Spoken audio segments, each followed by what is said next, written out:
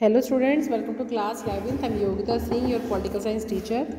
बच्चों, हमारा चैप्टर चल रहा था चैप्टर 4 कार्यपालिका, जिसमें हमने कुछ टॉपिक क्लियर करे थे। कार्यपालिका में हम जो कार्यपालिका की जो प्रकार है उसके बारे में हम पढ़ रहे थे, और उसमें हम सदन की बाद में संसदीय हमारे यहाँ कौन सी कार्यपालिका चलती है हम उसके बारे में क्लियर करते हैं। हमने बताया था कि भारत में संसदीय कार्यपालिका है, तो उसका थोड़ा सा पैराग्राफ हमारा यहाँ तक हो गया था। तो आज हम जो है यहाँ से पढ़ेंगे, ठीक है। इसमें मैंने आपको बताया था कि जो संसद में जो है भारत में जो है संसदीय कार्यपालिका है, ठीक है। और ये जो विधायिका और जो कार्यपालिका है, ये दोनों पर एक दूसरे पर अंकुश रख सकते हैं, लगा सकते हैं, ठीक है। दोनों एक दूसरे में इंटरफेयर कर सकते हैं, कोई इतना अपने उसमें पावरफुल नहीं है। तो इस व्यवस्था के अंतर्गत जो है राष्ट्रपति भारत में राज्य का एक औपचारिक प्रधान होता है, क्योंकि वैसे तो सरकार का प्रधान प्रधानमंत्री होता है, लेकिन जो राष्ट्रपति होता है वो भारत में राज्य का जो है औपचारिक प्रधान होता है तथा प्रधानमंत्री और मंत्री परिषद राष्ट्रीय स्तर पर सरकार चलाते हैं। राज्यों के स्तर पर राज्यपाल, मुख्यमंत्री और मंत्री परिषद मिलकर कार्यपालिका बनाते हैं। या अपन अंडरलाइन करेंगे, राज्यों के स्तर पर राज्यपाल, मुख्यमंत्री और मंत्री परिषद मिलकर जो है कार्यपालिका बनाते हैं। भारत के संविधान में औपचारिक रूप से संघ की कार्यपालिका शक्तियां जो है राष्ट्रपति को दी गई हैं, पर वास्तव में प्रधानमंत्री के नेतृत्व में बनी मंत्रिपरिषद के माध्यम से राष्ट्रपति इन शक्तियों का प्रयोग करता है। राष्ट्रपति जो है 5 साल के लिए चुना जाता है। राष्ट्रपति पद के लिए सीधे जनता के द्वारा निर्वाचन नहीं होता है, ये मैंने बताया था। इसमें जो है विधानसभा और राज्यसभा के जो निर्वाचित व्यक्ति हैं वो जो है इनको चुनते हैं। केवल संसदीय राष्ट्रपति को महाभियोग की प्रक्रिया के द्वारा है उससे जो है पद से हटा सकती है।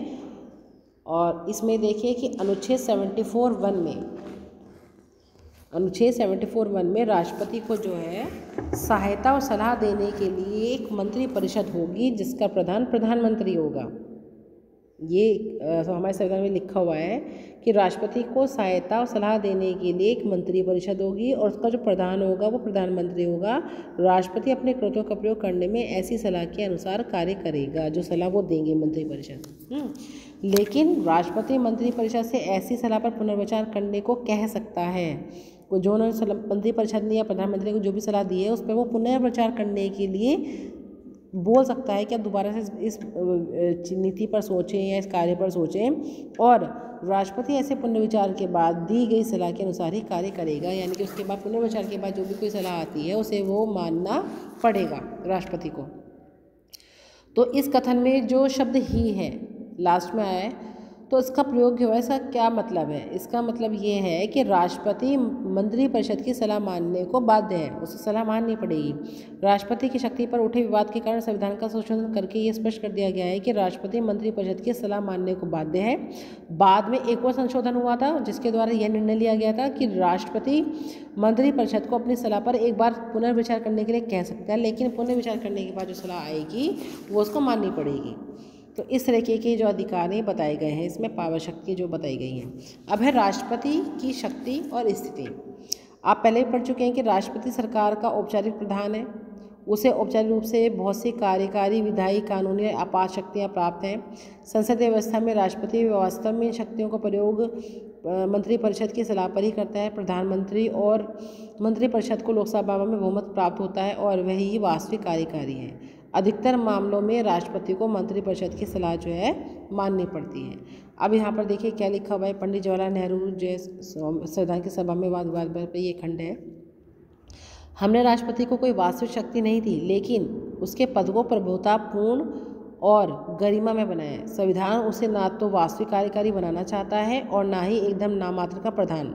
संविधान उसे एक ऐसा प्रधान बनाना चाहता है जो ना शासक होता है ना शासन करता है। ये उसे एक महान संवैधानिक प्रधान बनाना चाहता है। तो इस तरह की बात की गई है एक राष्ट्रपति के लिए। अब है राष्ट्रपति के विशेष अधिकार। इन बातों की चर्चा के बाद क्या हम यह निष्कर्ष निकाल सकते हैं कि किसी भी परिस्थिति और राष्ट्रपति का कोई विशेष अधिकार प्राप्त नहीं है? यह एक गलत मूल्यांकन होगा। संवैधानिक रूप से राष्ट्रपति को सभी महत्वपूर्ण मुद्दों और मंत्रिपरिषद की कार्यवाही के बारे में सूचना प्राप्त करने का अधिकार है। प्रधानमंत्री का ये कर्तव्य है कि वह राष्ट्रपति द्वारा मांगी गई सभी सूचनाएं उसे दें। राष्ट्रपति प्राय जो है प्रधानमंत्री को पत्र लिखता है और उसे देश की समस्याओं पर अपने विचार व्यक्त करता है। इसके अलावा जो है कम से कम 3 अन्य अवसरों पर राष्ट्रपति अपने विशेष अधिकारों का प्रयोग करता है। पहला, जैसा कि आप देख चुके हैं कि राष्ट्रपति जो है मंत्रिपरिषद की सलाह को लौटा सकता है और उसे दोबारा से पुनर्विचार के लिए कह सकता है। ऐसा करने में राष्ट्रपति अपने विवेक का प्रयोग करता है। जब राष्ट्रपति को ऐसा लगता है कि सलाह में कुछ गलती है या कानूनी रूप से कुछ खामियां हैं या फिर ये जो फैसला है ये देश के हित में नहीं है, तो वह मंत्रिपरिषद से जो है अपने निर्णय पर पुनर्विचार करने के लिए बोल सकता है। यद्यपि मंत्रिपरिषद पुनर्विचार करने के लिए बाध्य भी होगा, तथापि राष्ट्रपति के द्वारा पुनर्विचार का आग्रह अपने आप में काफ़ी मायने रखता है। अतः यह तरीका है कि जिसमें राष्ट्रपति अपने विवेक के आधार पर अपनी शक्तियों का प्रयोग करता है। दूसरा क्या है कि राष्ट्रपति के पास वीटो की शक्ति है। वीटो की शक्ति का मतलब निषेध अधिकार, मना करने का अधिकार, जिसमें भी संसद द्वारा पारित विधेयकों, धन विधेयक को छोड़कर जितने भी विधेयक होते हैं उन पर जो है वो स्वीकृति देने में विलंब कर सकता है या स्वीकृति देने में मना कर सकता है। तो संसद द्वारा पारित प्रत्येक विधेयक को कानून बनाने से पहले जो है राष्ट्रपति की स्वीकृति लेनी पड़ती है। उसे स्वीकृति के लिए राष्ट्रपति के पास भेजना पड़ता है। राष्ट्रपति उसे संसद को लौटा सकता है, मना भी कर सकता है इसमें, ठीक है। तो इसमें फिर उसके बाद क्या है, और उसे फिर दोबारा से जो है पुनर्विचार के लिए कह सकता है। वीटो का यह शक्ति सीमित है क्योंकि संसद उसी विधेयक को दोबारा पारित कर दे और राष्ट्रपति के पास भेजे, राष्ट्रपति को उस पर स्वीकृति देनी पड़ेगी। लेकिन संविधान में राष्ट्रपति के लिए ऐसी कोई समय सीमा निर्धारित नहीं है जिसके अंदर ही उसे विधेयक को पुनर्विचार करने के लिए लौटाना पड़े। वो कितना बड़ा समय ले सकता है राष्ट्रपति। इसका अर्थ ये हुआ कि राष्ट्रपति किसी भी विधेयक को बिना किसी समय सीमा के अपने पास लंबित रख सकता है, अपने पास रख सकता है। इससे राष्ट्रपति को अनौपचारिक रूप से अपने वीटो को प्रभावी ढंग से प्रयोग करने का अवसर मिल जाता है और कई बार इसे हम पॉकेट वीटो भी कहते हैं। यानी कि जब वो अपने पास काफ़ी लंबे समय तक किसी भी जो है विधेयक को अपने पास में रखते हैं, उसका कोई जवाब नहीं देते। तीसरे प्रकार का विशेषाधिकार राजनीतिक परिस्थितियों के कारण पैदा होता है। औपचारिक रूप से राष्ट्रपति प्रधानमंत्री की नियुक्ति करता है। सामान्यतः उसकी अपनी संसदीय व्यवस्था में लोकसभा के बहुमत दल के नेता को प्रधानमंत्री के रूप में नियुक्त किया जाता है, इसलिए उसकी नियुक्ति में राष्ट्रपति के विशेषाधिकार का कोई प्रश्न ही नहीं है। लेकिन उस परिस्थिति की कल्पना करें जिसमें चुनाव के बाद किसी भी नेता को लोकसभा में बहुमत प्राप्त ना हो। इसके अतिरिक्त ये भी सोचें कि यदि गठबंधन बनाने के प्रयासों के बाद भी 2 या 3 नेता यह दावा करें कि उन्हें लोकसभा में बहुमत प्राप्त है, तो क्या होगा? तो तब जो है राष्ट्रपति का ये निर्णय करना है कि वह किसे प्रधानमंत्री नियुक्त करेगा। ऐसी सिचुएशन में जो है राष्ट्रपति जो है निर्णय लेता है। इस परिस्थिति में राष्ट्रपति को अपने विशेष अधिकारों का प्रयोग कर यह निर्णय लेना होता है कि किसे बहुमत का समर्थन प्राप्त है या कौन सरकार बना सकता है और सरकार चला सकता है। 1989 के बाद से प्रमुख राजनीतिक परिवर्तनों के कारण राष्ट्रपति के पद का महत्व जो है बहुत ज़्यादा बढ़ गया है। 1989 से और 1998 तक हुए 4 संसदीय चुनावों में किसी भी एक दलीय गठबंधन को लोकसभा में स्पष्ट बहुमत नहीं मिला। इन परिस्थितियों की मांग थी कि राष्ट्रपति जो है हस्तक्षेप करके या तो सरकार का गठन कराए या फिर प्रधानमंत्री द्वारा लोकसभा में बहुमत सिद्ध न कर पाने के बाद उसकी सलाह पर लोकसभा को जो है वो भंग कर दे। अतः ये कहा जाता है कि राष्ट्रपति का विशेष अधिकार राजनीतिक परिस्थितियों पर आधारित होता है। जब सरकार स्थायी ना हो और गठबंधन सरकार सत्ता में हो, तब राष्ट्रपति के हस्तक्षेप की जो है संभावना बढ़ जाती है। राष्ट्रपति जो है मुख्यतः एक औपचारिक शक्ति वाला पद है और वह राष्ट्र का अलंकारिक प्रधान है। ऐसे में आप पूछ सकते हैं कि तब हमें राष्ट्रपति की क्या जरूरत है? संसदीय व्यवस्था में मंत्रिपरिषद विधायिका में बहुमत के समर्थन पर निर्धारित है। इसका मतलब ये है कि मंत्रिपरिषद को कभी भी हटाया जा सकता है और तब उसकी जगह एक नई मंत्रिपरिषद की नियुक्ति करनी पड़ेगी। ऐसी परिस्थिति में एक ऐसे राष्ट्र की प्रमुख की जरूरत पड़ती है जिसका कार्यकाल स्थायी हो, जिसके पास प्रधानमंत्री नियुक्त करने की शक्ति हो और जो सांकेतिक रूप से पूरे देश का प्रतिनिधित्व कर सके। सामान्यतः परिस्थितियों के राष्ट्रपति की यही भूमिका है, लेकिन जब किसी दल को स्पष्ट बहुमत नहीं मिलता तब राष्ट्रपति के निर्णय पर लेने से और देश की सरकार को चलाने के लिए प्रधानमंत्री नियुक्त करने की अतिरिक्त जिम्मेदारी जो है राष्ट्रपति की हो जाती है। अब यहाँ देखिए भारत का उपराष्ट्रपति जो है 5 साल के लिए चुना जाता है। उसको भी उसी तरह चुनते हैं जैसे राष्ट्रपति को चुना जाता है। केवल इतना अंतर है कि इसके जो निर्वाचक मंडल में राज्य विधानसभा के सदस्य नहीं होते हैं, है ना।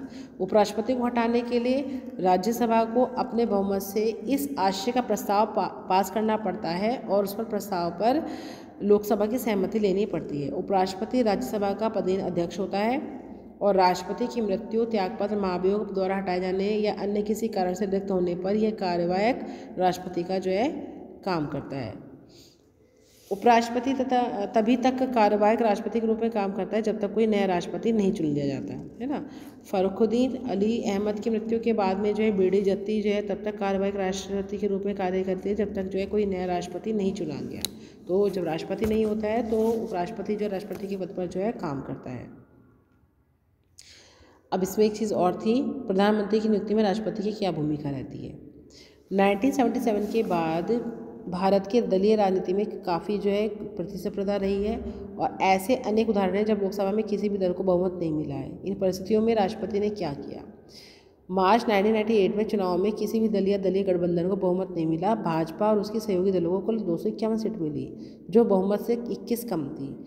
तो राष्ट्रपति नारायण ने एक लंबी प्रक्रिया अपनाई। उसने गठबंधन के नेता अटल बिहारी वाजपेयी से अपने दावे के समर्थन में संबंधित राजनीतिक दलों के दस्तावेज प्रस्तुत करने को कहा। इससे भी आगे जाकर राष्ट्रपति ने वाजपेयी को पद ग्रहण करने के लिए मात्र 10 दिन के अंदर विश्वास जो मत है उसको प्राप्त करने के लिए कहा। ठीक है, तब उनको जो है प्रधानमंत्री चुना गया। ऐसे इसमें यह है कि हमने देखा कि विधेयकों की स्वीकृति देने के संबंध में राष्ट्रपति पर कोई समय सीमा नहीं होती है। वो कभी कितने समय तक जो है अपने पास विधेयक रख सकता है। तो आपको पता है कि इन सिलसिले में एक ऐसी घटना घट चुकी है। 1986 में संसद ने भारतीय पोस्ट ऑफिस संशोधन विधेयक पारित किया।